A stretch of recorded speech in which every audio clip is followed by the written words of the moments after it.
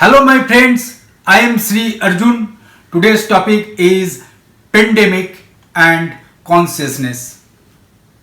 Very soon we will come out of this pandemic situation and come to the mainstream life. But what next?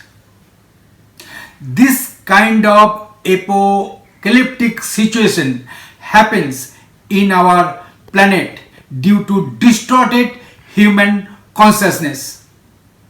We should upgrade our consciousness.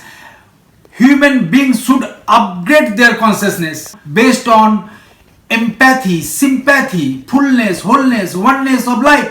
And this is the only solution to any human problems. For our forthcoming seminar and workshop, please stay tuned with us. Please subscribe my channel and turn on the notification bell so that you can get all my videos. Namaste.